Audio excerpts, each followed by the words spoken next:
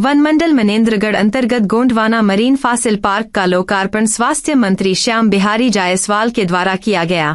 लगभग 2500 वर्षों पूर्व जो जीव जंतु समुद्र में दब गए थे उनके अवशेष जो आज इस पार्क में विद्यमान है। इस पार्क में कई शोधकर्ता भी आकर अवशेषों की पुष्टि कर चुके हैं। पार्क में कई प्रजातियों के कैक्टस के पौधों की नर्सरी बनाई गई है। कई प्रजातियों के बांसों का भी रोपण किया गया है।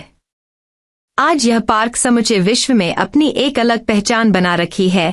आज मनेंद्रगढ़ ने विश्व स्तर पर अपनी अलग पहचान बनाई है।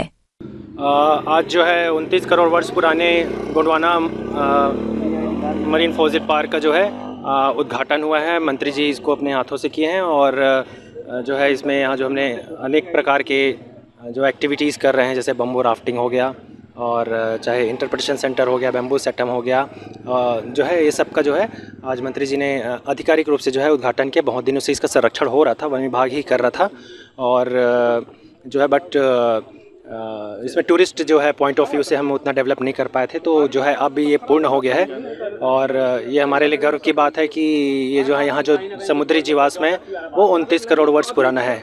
और भारत में जो है ऐसे सिर्फ 4 जगह समुद्री जीवाश्म है, मगर वो उतने पुराने और बड़े नहीं हैं।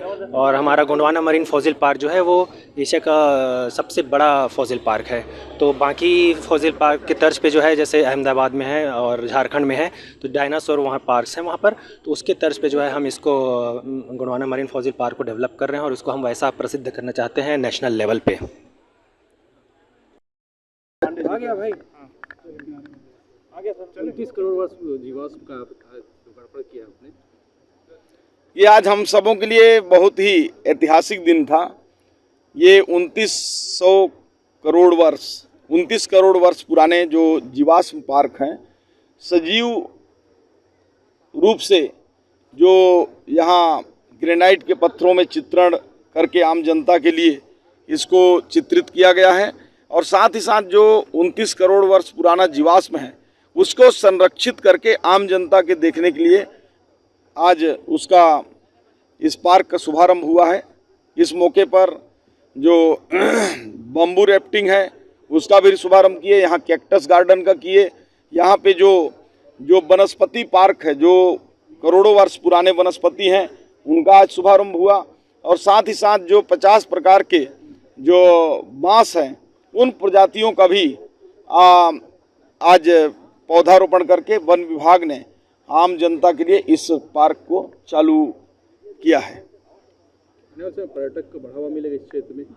निश्चित रूप से एक पर्यटन की दृष्टि से माइलस्टोन होगा, क्योंकि हमारे पास अमृतधारा जलप्रपात भी है, भगवान सिद्धेश्वर महादेव का सिद्ध बाबा मंदिर है, पहाड़ी है, साथ ही साथ भगवान जगन्नाथ का चिरमिरी में मंदिर, खड़गवा में माता महामाया का मंदिर, इसके अलावा रमदाहा जलप्रपात कोरिया पैलेस, इसके अलावा चंदन के जो वन हैं, हमारे हसदो नदी के किनारे जो बहुत ही विहंगम रूप से सड़क किनारे लंबे दूरी तक का पिकनिक स्पॉट है, यहाँ पे एशिया का सबसे पुराना ईंट का बना हुआ पुल है। इसके साथ साथ कई ऐसे पर्यटन की दृष्टि से जो ये मनेंद्रगढ़ है एक हब के रूप में हो सकता है। यहाँ से मात्र बांधवगढ़ 3-3.5 घंटे की दूरी पर है, साथ ही साथ मैन पार्ट भी यहाँ से 3 घंटे की दूरी पर है और तमाम ऐसे लॉन्ग रूट के भी पर्यटन केंद्र का ये हब बन सकता है। और ये 29 करोड़ वर्ष पुराना जो जीवाश्म है ये एशिया का सबसे बड़ा और पूरे विश्व में 5 फॉसिल्स पार्क हैं उसमें से एक है। ये हम लोगों के लिए बहुत बड़ा एक भगवान का कहना चाहिए उपहार है, जिसको आज आम जनता को देखने के लिए आज चालू किया गया है। इसी प्रकार आने वाले समय में जो टाइगर रिजर्व है, भारत का तीसरा सबसे बड़ा गुरघासीदास तोमार पिंगला टाइगर रिजर्व, उसको भी विकसित करेंगे और इस क्षेत्र को एक पर्यटन हब के रूप में विकसित करेंगे। सर, ये विकास और पर्यटन के चक्कर में कहीं विश्व की धरोहर तो नष्ट नहीं हो जाएगी हस्तों के किनारे? देखिए, उस धरोहर को संरक्षित करने के लिए ही, चूँकि पहले लोग इसके बारे में नहीं जानते थे लेकिन अब सब जानने लगे हैं, ये अनमोल धरोहर है, इसको संरक्षित करने के लिए और आने वाले जो पीढ़ी है उनको समझाने के हिसाब से इसको आज लोकार्पण किया गया है। धन्यवाद। भारत विजन न्यूज के लिए सुरेश मिनोचा की रिपोर्ट।